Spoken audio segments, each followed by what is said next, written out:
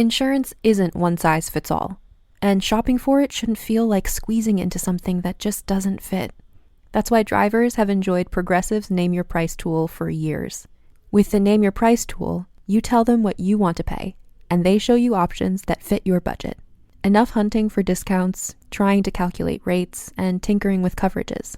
Maybe you're picking out your very first policy, or maybe you're just looking for something that works better for you and your family. Either way, they make it simple to see your options. No guesswork, no surprises. Ready to see how easy and fun shopping for car insurance can be? Visit Progressive.com and give the Name Your Price tool a try. Take the stress out of shopping and find coverage that fits your life, on your terms. Progressive Casualty Insurance Company and Affiliates. Price and coverage match limited by state law. I wrote a little song to remind you, Choice Hotels get you more of the experiences you value. The Cambria Hotel's got it all. A rooftop bar, have a ball. Bring a date, your squad, or even your mom. Book direct at choicehotels.com. What does it look like to build a writing career out of compulsive overwork and then spend years unlearning everything that got you there? This week, we're talking with writer and reporter Rainesford Stauffer about quietly holding down multiple jobs, working through chronic health issues, and moving back to Kentucky when everything fell apart at the same time. The creative economy is broken, but some people are still making it work. We're here to find out how. I'm Anna Marie Cox. And I'm Open Mike Eagle. And this is Past Due.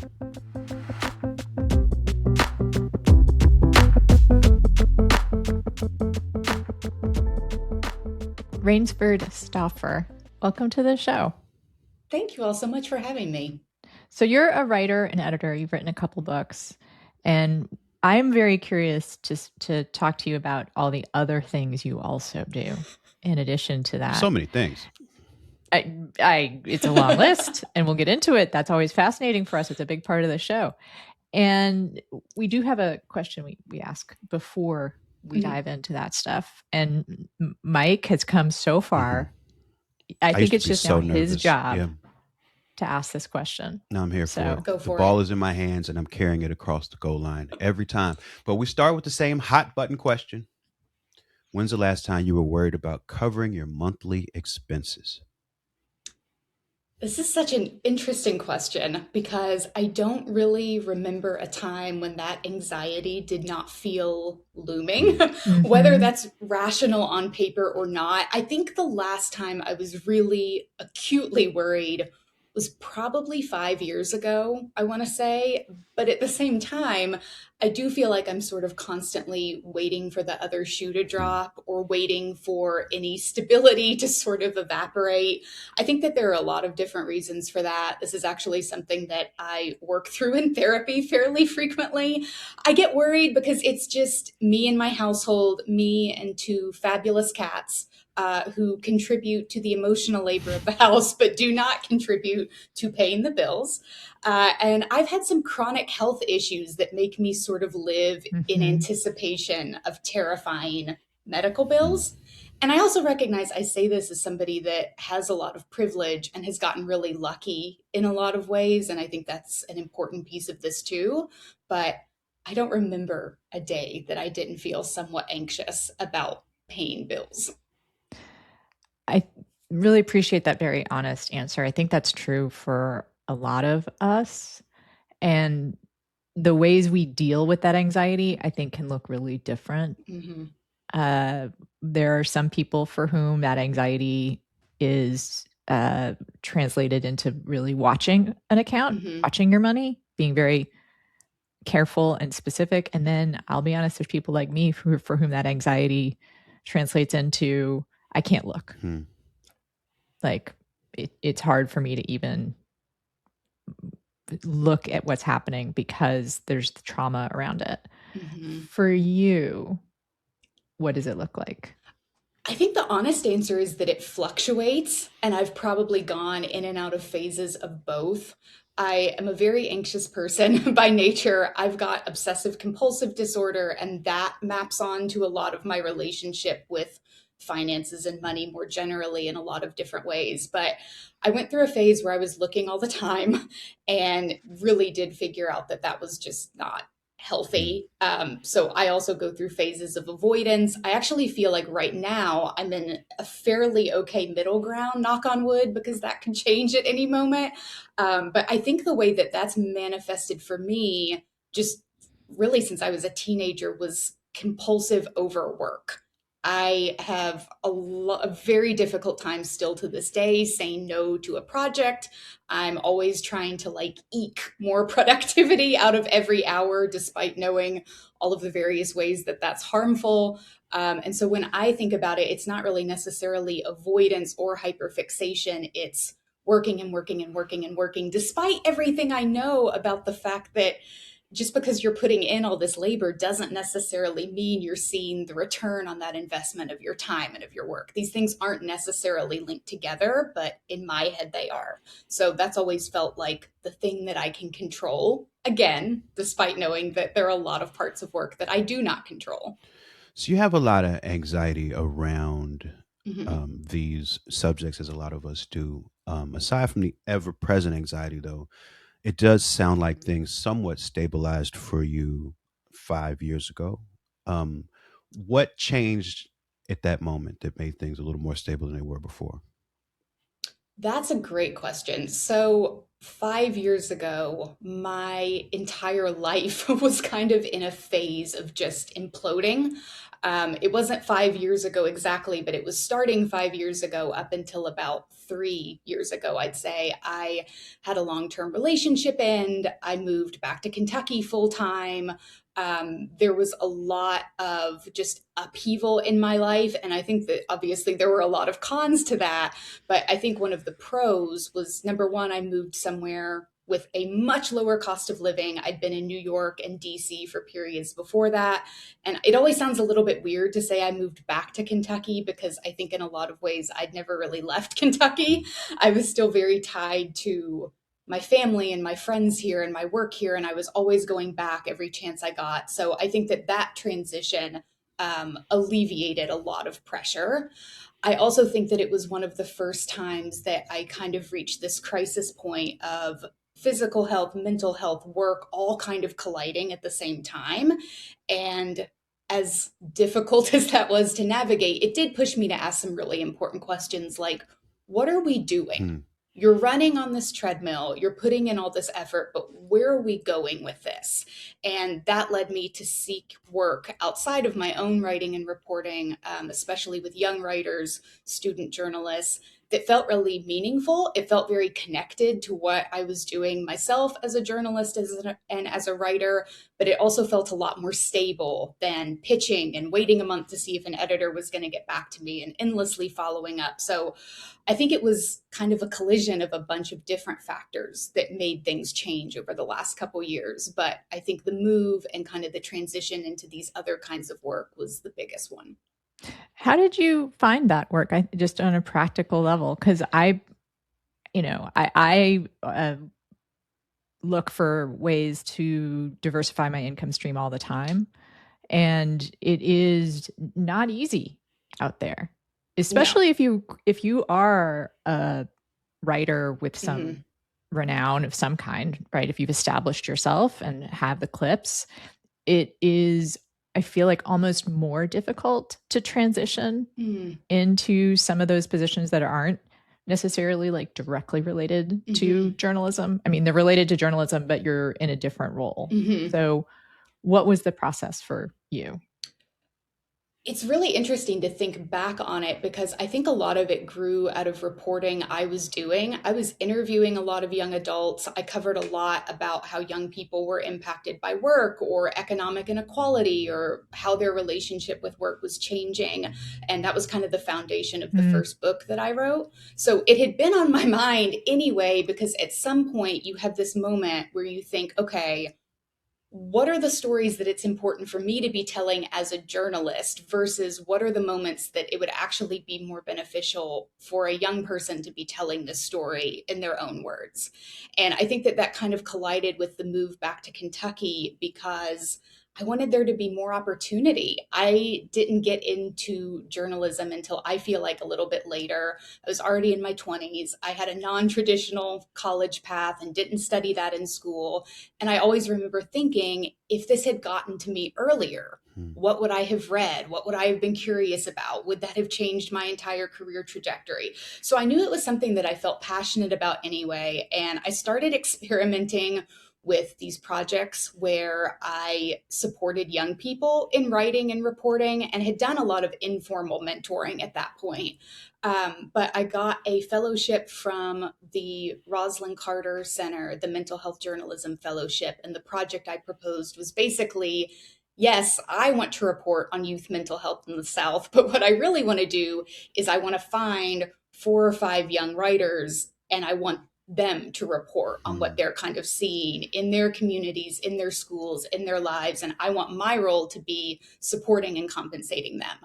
And that experience opened all kinds of floodgates for me. And so, long story short, I ended up pitching a journalism program to a nonprofit in Kentucky that I knew and loved and was working with high school students anyway, and worked with their team collaboratively to kind of develop what would it look like to support students in Kentucky to report on education issues in Kentucky. And I've done some other projects, but that's definitely the biggest one. And I think that a lot of it grew out of the same things as freelance writing, a lot of pitching into the void and hearing no. It definitely wasn't a clear-cut job or something that I applied for on LinkedIn. And it's still a trial and error process, but it's also some of the most fulfilling work I've ever gotten to do. You mentioned the move back to Kentucky is Mhm. an important decision. And I feel like I hear versions of that story a lot. I live in LA. A lot of people, of course, move out here to achieve something in Mhm. entertainment or otherwise. New York's also obviously the same. Um, what I encounter when I talk to a lot of people about leaving is Mhm. that they see it as somewhat of like maybe they're admitting defeat. Mhm. Like there's some shame or some negativity around it that they have to navigate. So I think it could be really interesting for our listeners who might be in a similar situation to hear how you navigated that, if there was any Mhm. negativity that you had around the idea of moving back. Oh my gosh. Honestly, I was just a ball of shame about so much that I felt like I had failed at that point in my life. The end of a serious relationship. I felt like I was a failure at work. At that point, was really kind of navigating this crisis inflection point of my health feels like it's Hmm. deteriorating really fast. I'm not really sure what to do about that. I was floating between having health insurance and not having health insurance. And I know too many of us are familiar with all of the various ripple effects that that has. So I honestly don't think, I think I was at such a point of inflection and such a point of desperation that it for once did not even enter my head to feel shame about moving back to Kentucky. I think one reason for that is because it always felt inevitable to me in some way. I was always going home. I loved my time in New York, but I always felt drawn to what can I do at home? What can I do in the place that I'm from? There's so many great people doing so many things to make it better and to move it forward. I felt very strongly about contributing to that. But it also was not a glamorous path. I mean, my life felt like it had crashed and burned so much by that point that my move back to Kentucky was me having to stay with my parents. And that really wasn't even necessarily solely a financial decision. It was that my physical and mental health had Mm. burned out to the point that I felt like I couldn't even make a decision on what city and where to find an apartment. And I'm very fortunate because I have a good relationship with my family. I don't have a family that's in a position to pay my bills, but they were in a position to let me move in and kind of contribute to that household for a little bit. So I think the reason that I try to be so open about that, what that looks like and what it felt like, is because I do know there's a shame factor. You're not supposed to do that. You're not supposed to do that as an adult. You're not supposed to do that as somebody that on paper looks like they've experienced some kind of success, however we're quantifying that. But I think these realities coexist a lot more than we think that they do. You can be having a great time, or it look like you're having a great time in one area of your life, and the other sort of feels like it's on fire. And that was definitely that experience for me. So you mentioned when we were setting this up that you've always had a job. Yeah. No matter what else is going on in your life, you've always had like a jobby job, I suppose. So what are some of those jobs that you've had as you've continued, as you've written and done other things? So a lot of it more recently, like I said, has been the work with student journalists. Before that and during that, at different intervals, it was a lot of like contract copywriting jobs, a lot of social media jobs, full-time jobs in communications for a nonprofit. Earlier in my life, was still one of my favorite jobs I've ever had, actually. I was technically a pre-ballet teacher, which for anyone that doesn't know is like teaching 3 and 4-year-olds the basics of ballet. But what that job really was a lot of customer service and a lot of cleaning, like cleaning the bathrooms, cleaning the studio, dealing with people who are upset about a bill. I loved that job. I found it very fulfilling. I think that there's probably an alternate reality version that my life takes where that's what I ended up doing, was just teaching dance for a really long time. But yes, there's always been something else. I've always been the person that's trying to add another thing or do another thing. A lot of the time that's been out of financial necessity, but I think more on the journalism or writing side, it's because I'm also curious about a lot of things. Like, I don't think I ever would have thought of myself as someone that worked with younger writers or edited younger writers until I started doing it and realized that I liked that just as much as I liked reporting, just in a very different way. It also means that I'm always behind on something. There's always something that I have not done and feel like I could be doing a better job at. On this week's bonus edition of Past Due, we ask Rainesford something that comes directly out of her own reporting. When the work you do covers the things that break your heart, how do you keep doing it without letting it break you? Hear it now at patreon.com/pastdue. If you're looking for some of the sharpest takes on film and television, I hope you'll tune in to Critics at Large from The New Yorker. Over here at Critics at Large, we like talking about what we loved, but crucially, what we hated about what we're watching. But even more, we like making sense of what's happening in the culture right now and how we got here. Join us as we make our way from Eddington to Moby Dick, from Ted Lasso to the rise in therapy speak, from The Pit to Luigi Mangione. It's Critics at Large from The New Yorker, wherever you get your podcasts. In your work, you've, especially in the book, All the Gold Stars, there's a lot of exploration of the concept of ambition and reimagining that. And I imagine that came from a lot of internal exploration that led to some truths that you wanted to write. That's a fascinating subject to me, especially as it pertains to people who are, talented and how much they should expect that talent to do for them in the world. Seems like a function of ambition.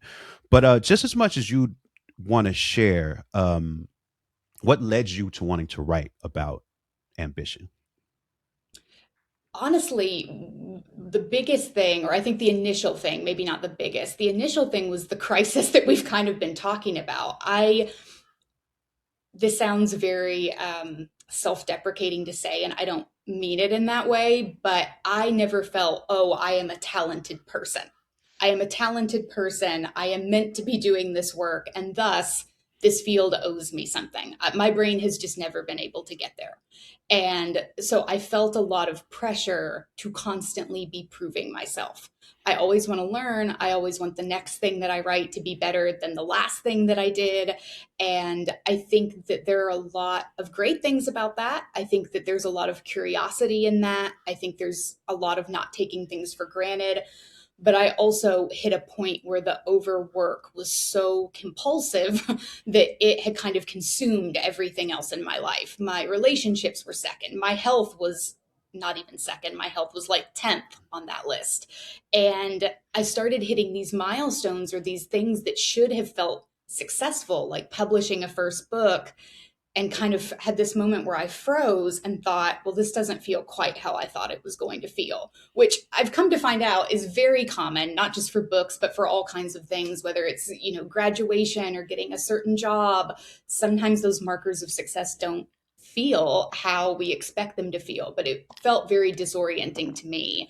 And around the same time, I had just been talking to a lot of sources for other things, a lot of friends anecdotally, and kept hearing this refrain of, I'm just not ambitious anymore. I can't do this anymore. I can't keep giving this much of myself to this work anymore. And what fascinated me about that is I was hearing it from friends who work in media. I was hearing it from friends who were teachers and nurses. It felt like it was something kind of happening across the board. And that got me interested in, what is ambition? How do we even define that?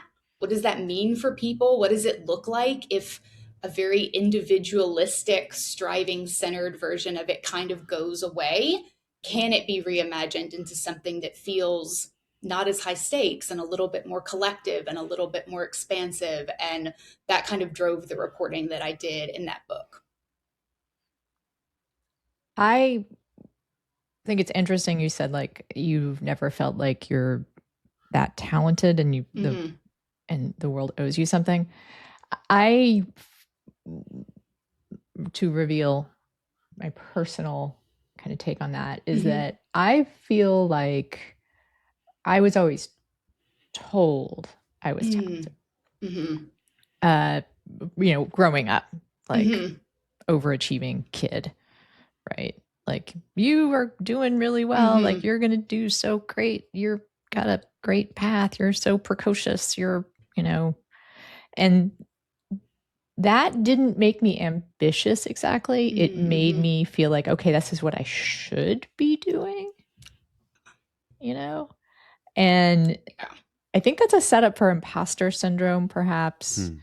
But I saw you were nodding just a little bit, Mike. So maybe you kind of know what I'm talking about. It's a trap, though, that also feeds into the same kind of reaction, I think, that you're talking about in terms of whenever I do accomplish something, it feels like, well, that I don't know. Like, yeah. I guess that happened. I guess that happened. Yes, that's exactly what it is.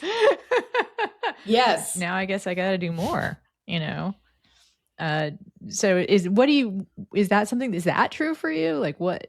Yes, I think the imposter syndrome thing remains painfully true. It's interesting to think about, and I had to think about this a lot when I was writing the book. I'm the oldest of 4 kids.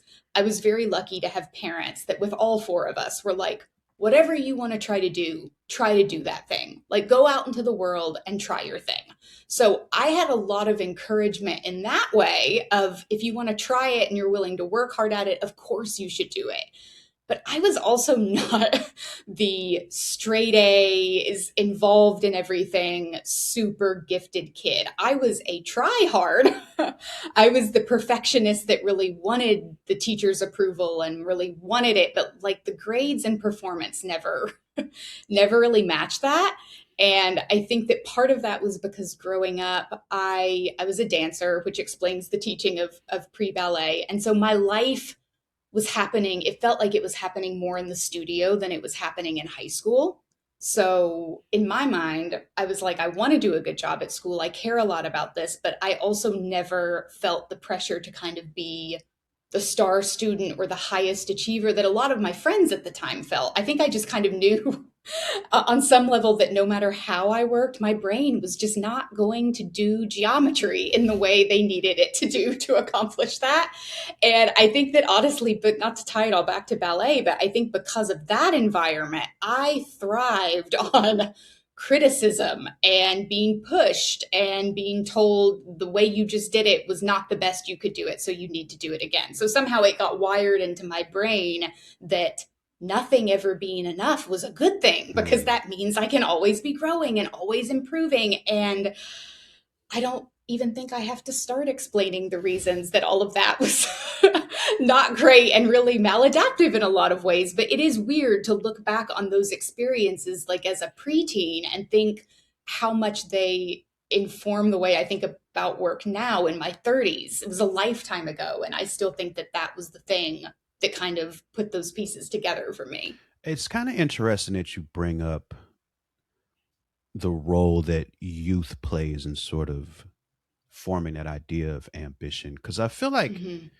there is a function of like generational change that happens too, and which is another reason why I think it's important to explore changing the notion of it, because I feel like we often inherit what we think ambition looks like from the generation before us, which oftentimes is based on the economy that they came up in. Yeah. And obviously, as we talk about here every week, it's very different now.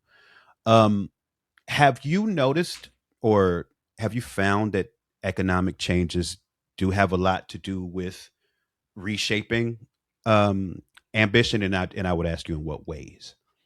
Oh, 1000%. First of all, I don't think that there's any version of ambition that is separate from the cultural or structural or institutional forces that shape what we think of as an ambitious person or an ambitious feat. And I think all of those things are informed by gender, race, class. I think that that was one of the most important things that I wanted to look at in the book, not to bring it back to that, but I was really interested in what does impact our perception of this, because it's not static. People have very different definitions of what ambition means to them. It manifests or feels really differently for everybody, I think. And so all of those forces are a factor. When I talk to young people now, one of the most interesting things that I find in reporting I'm doing on younger workers or younger generations is, I think, and this is a broad generalization, of course, but I think for my generation, I'm a millennial.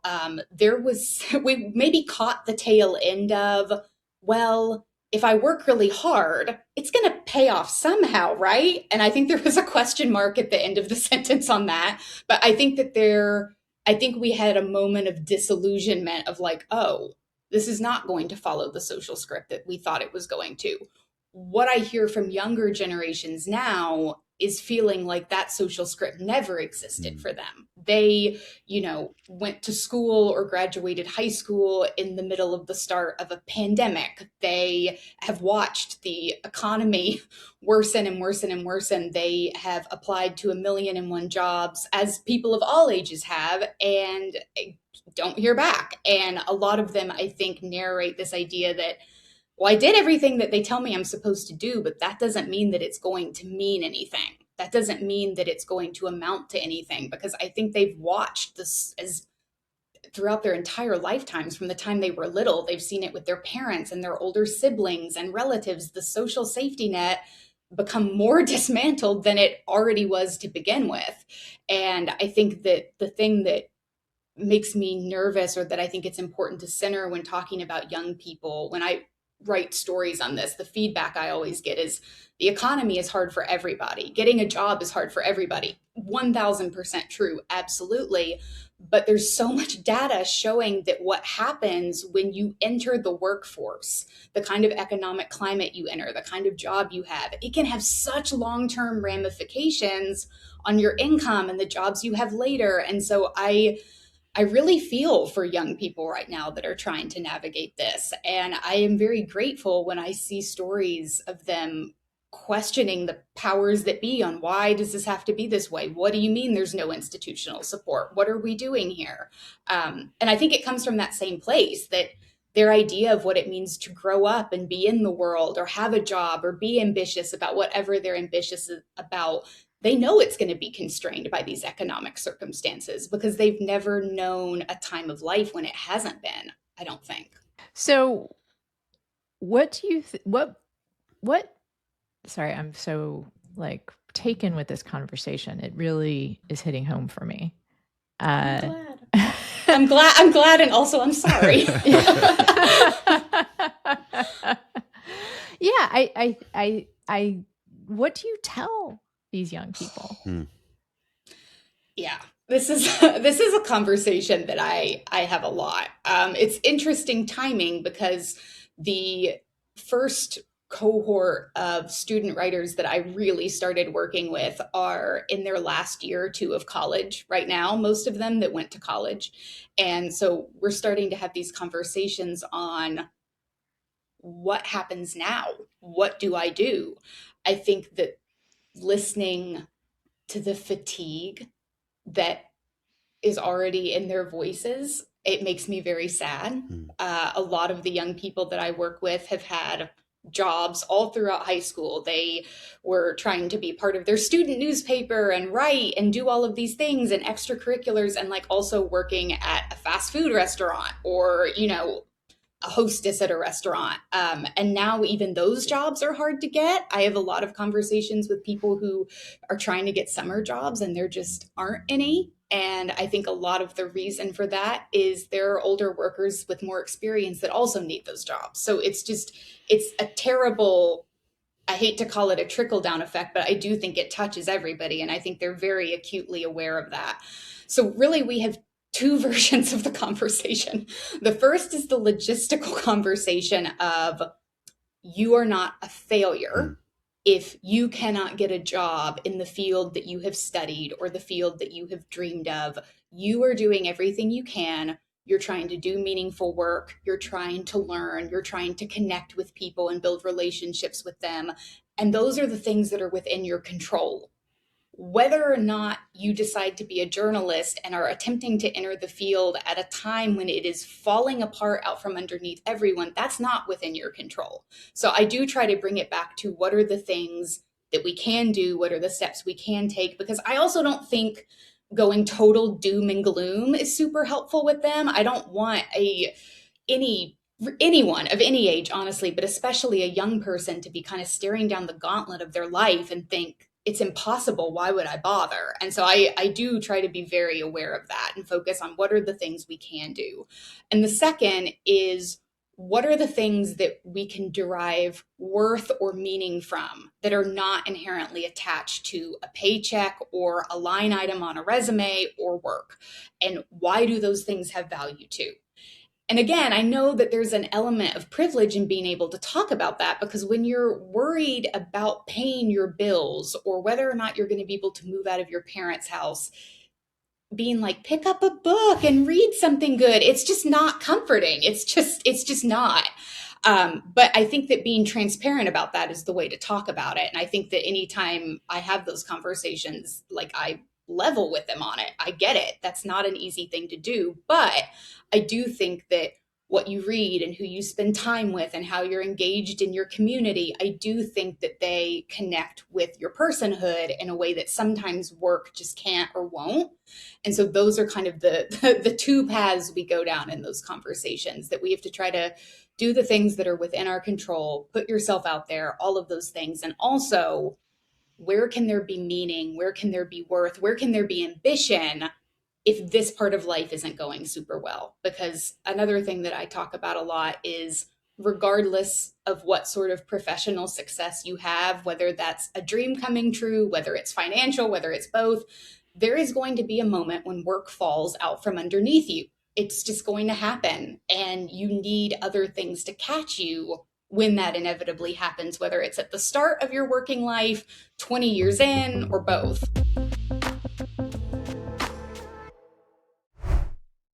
It seems like one of the things that is important in navigating all of this, this is from, ambition to how people are deciding their pathway in this economy. A lot of it comes down to having to, work to maintain oneself on one hand, but also be assessing the landscape, and all of the factors, and putting yourself in a position to be able to stop and make different decisions and pivot. Specifically, in your experience, since you are somebody who feels like you have overworked yourself at multiple points, how did you find the space to assess your situation? Because I feel like that could be helpful for other people to hear. Oh, that's a great question, because you're right. And I'm sure I had to at some point, but I don't feel like I ever fully stopped. I was trying to think of I was actually thinking earlier today as news broke on various things.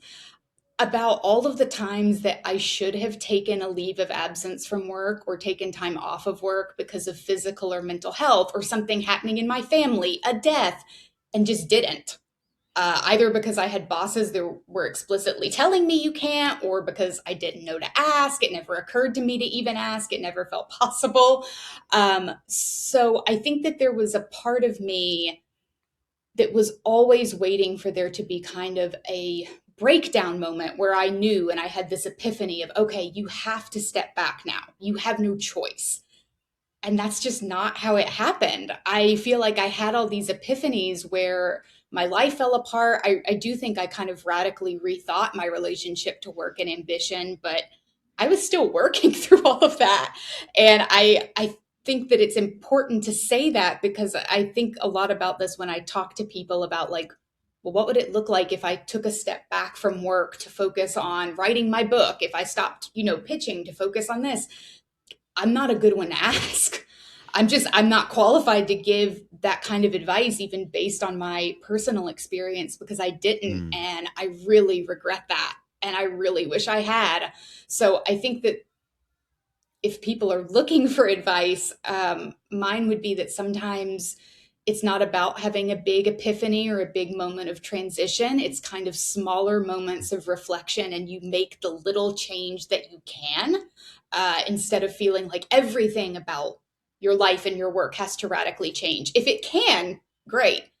But it doesn't mean you failed if it comes in smaller increments and you make the adjustments you can make when you can make them. And I would also say that if you are in a position to step back from work because of anything, because of a different project you have the opportunity to pursue, because of your health, because of something else, take that. Take that, because I think work monopolizes, for better or for worse, a lot of space in a lot of our lives. And I do regret the times that I felt like I had to overwork my way into worthiness. It sounds so cliche to say, but I do regret that. And I wish I had done it differently. You've spoken a few times or mentioned a few times the mental health aspect of all this. There is such a strong correlation between economic precarity and mental health. It's such a puzzle, right? You mentioned glancingly the news that's out today, and I'll just say explicitly the Republican Congressman Tom Keene. I assume that's what you were talking about. Republican Congressman Tom Keene, who has voted for, decimating Medicare, Medicaid, I think it is, taking apart Obamacare. He's done stock trades that benefit himself. He's a Republican. And he was missing from Congress for 4 months. Oh, right, that guy. And today he gave, as we record it today, on Tuesday, the 30th of June, he gave a speech on the House floor where he said it was a weirdly third person speech. No one's really, I don't know who's looked at the actual language he used. But he said something about, I was diagnosed, or I was told I was suffering from depression. And so I took time off on the advice of my doctor. And I guess, I posted on Blue Sky of two responses to that. One is, I'm so glad you got the help that you need. Right. Of course. And two, fuck all the way off. Yeah. He has some of the best healthcare in the world, probably, comes with Congress. And so, to me, I guess there's sort of two things I think about. One is, it is true that you can get depressed no matter who you are, where you are, what your economic circumstances are. But it's also true that some of us have to just keep working. And so I don't know if it's depression that you struggle with. I'm sure that's something that your students, the people you talk to, young people you talk to, struggle with. What I can talk about what my strategies are, but wow. It just, you said it so much better than I could, because if I get on a soapbox about this, you all are going to be stuck here all day. But I think just the audacity and the cruelty, and I understand what I'm about to say is not novel. Lots of people have been saying this much more articulately, but just taking away something from others that you yourself are benefiting from. It takes my breath away every time. I don't think I will never not have that reaction. I was thinking while you were talking, I reported a story for Slate on the impact of the chaos surrounding cuts and changes to SNAP and the impact that that was having on people's mental well-being, in addition to obviously their physical health, their economic situation. And I was thinking of a source who told me, yes, food pantries, great.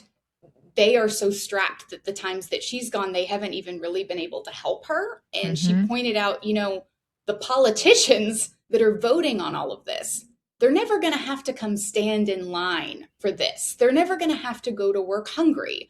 They're never going to have to wonder where their next meal is coming from and choosing between paying their utility bill or going to the grocery store.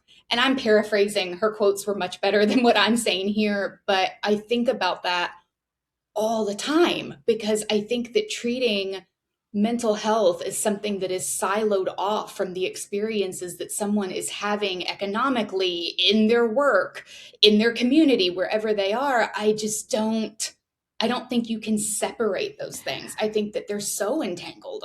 No, you can't. And I want to go a little further with my indictment of Tom Keene, which is that not only is he responsible for cutting the aid that would allow others to get help by decimating things like the social safety net or SNAP, which I'm not going to look up his votes on that. I'm just pretty fucking sure that, he's voting the MAGA agenda on this, even though he's in New Jersey, which probably means he's done something that's moderate. But he's part of the party that is doing all this, right? That shit causes depression, right? It's not just he's benefiting from something that he's taking away from others. He is actively doing harm. Like, there is such a clear relationship between depression and other mental health issues, including substance abuse, right? And poverty, and not just poverty, but stress. Like I'm in recovery, and I can tell you 1,000 times, addiction and mental health, no boundaries. I'm not saying that you don't suffer, but who can get help for it and who might be driven to a place where they need like extreme amounts of help. I mean, I was asking you, and I want to come back to this again because I feel like it's important. I mean, do you have stuff that you tell them specifically? Because for me, it's a real ongoing project to try and take steps to take care of my mental health and not overwork, to respect my boundaries, but then, gotta earn a living. Yeah. I think ongoing project is probably the best way to describe it. I'll speak candidly. I think that a big part of what this has looked like for me is this is the year that I finally found a medication that worked for the OCD. And it was like someone turned a light back on in my brain. I can say confidently that if it was this time a year ago, I would not be capable of having this conversation with you all today. I wouldn't have been able to do it. And for a lot of different reasons, debilitating anxiety and rumination about every word that came out of my mouth, a lot of depression and depressive episodes because of that. I think that the thing that I come back to, and the thing that I try to tell myself and that I try to tell anyone that is struggling with whatever their version of this looks like, is number one, if there is any resource that you can get a hold of with a qualified provider, a therapist, anyone that can help you, try to do that. And Lord knows that is so much easier said than done. One of the things that I spend a lot of time thinking about are the wait times on college campuses for counselors and therapists and how disproportionate that is to the need. And then you've got a whole subset of people who are not in college at all and have access to none of those resources existing on a campus with them. I put that off for a really long time. And I felt like it was my responsibility to push through it, which is a standard that I only held myself to. There was no stigma for anyone else. It was completely internalized for whatever reason. And I wasted a lot of my life thinking that it was my responsibility to push through at all costs. And I wish that I hadn't done that. Number two, I think that it's really cliche to say, but I think that it kind of comes back to where we derive our meaning even outside of work. And it's not going to pay your bills for you, but it's going to hopefully ground you in a community of people that notice you and care about you and want to check in with you and want to be there. I think that was one of the most staggering parts about me even talking about this with my friends, of how many people were willing to listen. And it's not necessarily that they could do anything, but it gave me a sense of purpose that burning myself out with work didn't always necessarily do. And again, I think that it's a small thing that is a little more within our control. And I know that's really hard to do when you're struggling with any sort of mental health condition, or honestly just going through a bad phase in your life. Even if you don't have a diagnosis, it's hard to want to reach out to people. But I think that it's the thing that keeps us all connected, regardless of the systems that are pulling everybody down. So those are the two things I'd say. I have never figured out the question of how to effectively balance one's mental or physical health with the need to earn a living. I don't know the answer to that. I wish that I did, because I think that that's still something I'm trying to figure out for myself in a lot of ways. Mike, I actually want to ask you that question too, which is that on a kind of micro basis, because I feel like that's what Rainesford is talking about. You know, we're not going to solve the mental health crisis today, unfortunately. But do you have anything you want to add to the conversation about your tips and tricks? Basically, it could be a whole bonus episode. Yeah, but, you know, do I have any tips? You know, I pay a lot for therapy. That's really what I do. Like and you know, I'm a compartmentalizer anyway. But that is sort of how I have to deal with my stuff, is that I have to keep a mental note between sessions of things that I want to make sure I talk to my very expensive therapist about. I have to figure out some ways to make it cost less money, because then it feeds back into my economic anxiety when I pay for the sessions. But I really lean on professional help. I really do. I wouldn't be able to have these types of conversations if I didn't have support from a professional who and I would say this, a professional who specifically is trained in some of the methods that help me. Because I've had therapists that are generally good, but not, you know, they don't really know how to deal with trauma and the ways that makes people navigate their discussions of themselves.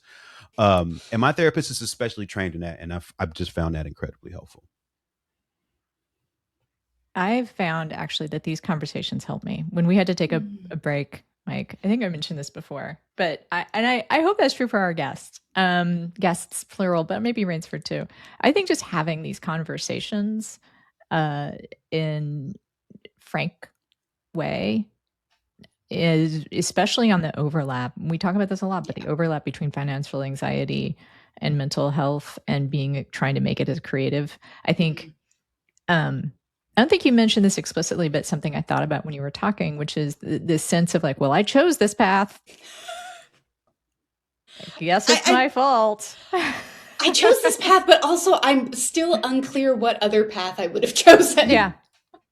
I don't know, because I really do love the work a lot of the time. I hate a lot of the systems. I hate a lot of the structures in which the work exists, but I do like the work. I think one of the things that I grapple with a lot actually is still this feeling of grateful just to be in the room, sort of shocked that I've ended up in the room, and also knowing it is work. And so how you were treated and what that feels like and how you were compensated, it matters not just for you, it matters for everybody else too. And if we can all, I think, frame it a little bit more collective, I think that it only helps. It's not just about my experience. It's also about, well, how, if we're all going to keep doing this work, how can we make this work better for everybody? So now we reach the most important part of the interview. As we talk about the importance of diversifying our income streams, of being able to support the people that we love, how can we support you? What is something that listeners can do, either that has a financial benefit or a personal one? I don't know. We've never really asked that question. Like, can people just like you on social media? Would that be follow you? I mean, probably people can follow you, but what is the best way for people to support you in your work? This is so lovely. Yes, please follow me on social media. Disclaimer, it is mostly me reposting other people's stories that I'm reading and cat photos. So there is going to be a lot of cat content photos there. on the internet? A lot of cat photos on the internet.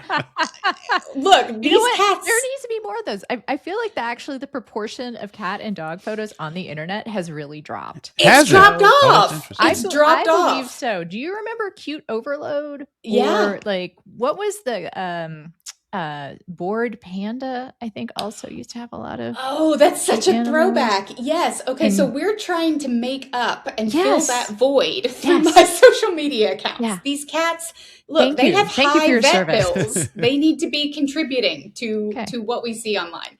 And both of my books are available in the places where you buy books. If you decide to buy a book, buy it from a local independent bookstore because that's important, or check it out from your library. I love libraries. Libraries are amazing. So those are the things that I would say.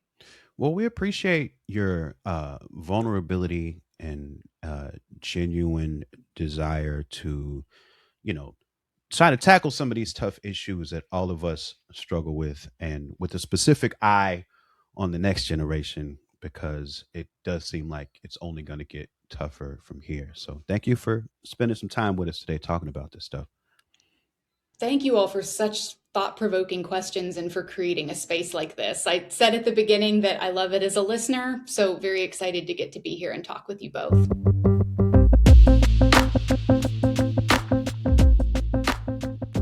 Past Due is hosted by Anna Marie Cox and Open Mike Eagle. It's produced by Andrew Steven. You can find more at pastduepodcast.com. Help support the show by joining our Patreon at patreon.com/pastdue. You'll get bonus content, extended interviews, and more. As always, if you like what we're doing, another way to help is by subscribing, sharing the show, and leaving us a review. Thanks for listening.